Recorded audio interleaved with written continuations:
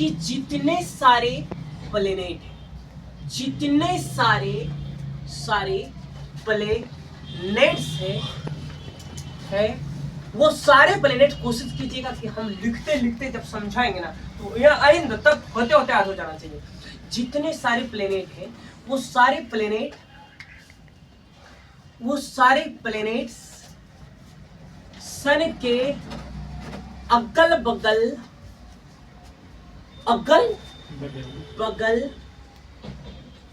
घूम रहे होते हैं।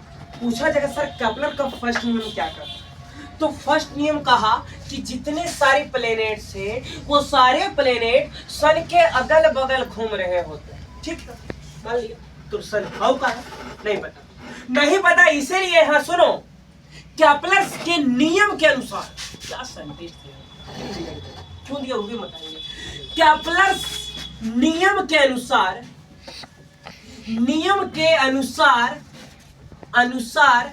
सन का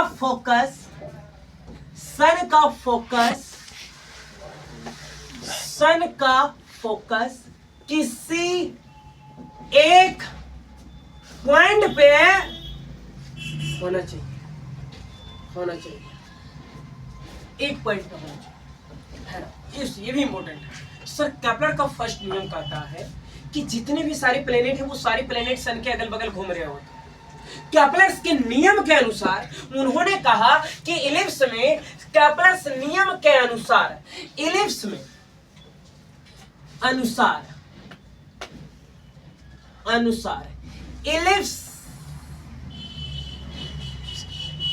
इलिप्स में सन का फोकस किसी एक पॉइंट पे होना चाहिए। सुनो सर, ये कंफ्यूज ना हो इसलिए उन्होंने बारीकी से बता दिया, क्योंकि कुछ लोग अगर आप लोग इलिप्स पढ़े होंगे तो हम बता देते हैं कि वहां जब इलिप्स पढ़े होंगे तो इसका मेजर पॉइंट 2 लिया होगा, एक राइट भी लिया होगा, एक क्या लिया होगा, लेफ्ट। इसीलिए तो मैंने कहा क्या साइंटिस्ट है, कितनी अच्छा कंफ्यूजन हटाया, क्योंकि उसको पता था कि अगर मैं ये सेंटेंस ना दूंगा तो बच्चे ये बात जरूर सवाल करेगा कि सर आप लेफ्ट वाले पॉइंट क्यों नहीं दिया।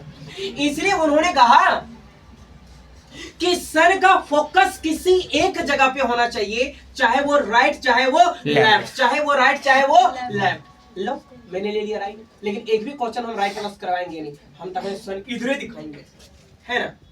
सुनो देख लो, तो सर केपलर के नियम के अनुसार इलिप्स में सन का फोकस किसी एक जगह पे होना चाहिए, या तो राइट होना चाहिए या तो क्या होना चाहिए, लेफ्ट। मान लीजिए यहाँ पे प्लेनेट, मान लीजिए प्लेनेट यहाँ है, मान लीजिए प्लेनेट यहाँ है, और मान लीजिए प्लेनेट यहाँ है, P1 P2 P3 और P2।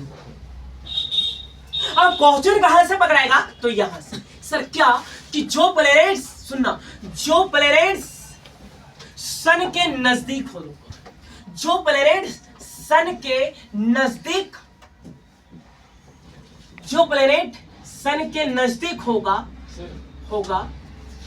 जो प्लेनेट,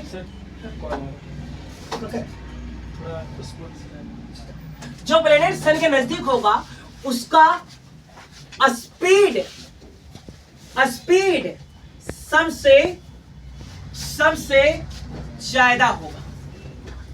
सुनना मैंने क्या कहा, तीसरा पॉइंट क्या लिखा मैंने कि जो प्लेनेट सन के नजदीक होगा उसका स्पीड ज्यादा होगा, क्योंकि सर जब कोई भी प्लेनेट जब सन के नजदीक आता है तो उसका सर एनर्जी काफी मिल जाता है, और एनर्जी ज्यादा मिलने की वजह से सर वो अपना मोशन बढ़ा देता है। लेकिन जो प्लेनेट सन से दूर होता है सर उसको उस तरह का एनर्जी नहीं मिल पाता है, जिसकी वजह से सर उसका स्पीड जो है वो थोड़ा कम रहता है। तो ये बातें लिखना होगा कि जो प्लेनेट सन से दूर होगा उसका स्पीड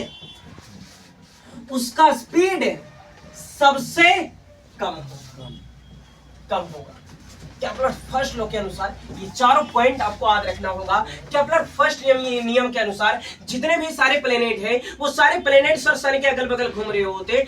दूसरी बात है, केपलर के नियम के अनुसार सर इलिप्स में सन का फोकस किसी एक पॉइंट पे होना चाहिए, या तो वो राइट होना चाहिए या तो वो लेफ्ट। जो प्लेनेट सन के नजदीक होगा उसका स्पीड सबसे ज्यादा होगा, और जो प्लेनेट सन से दूर होगा उसका स्पीड सबसे कम होगा।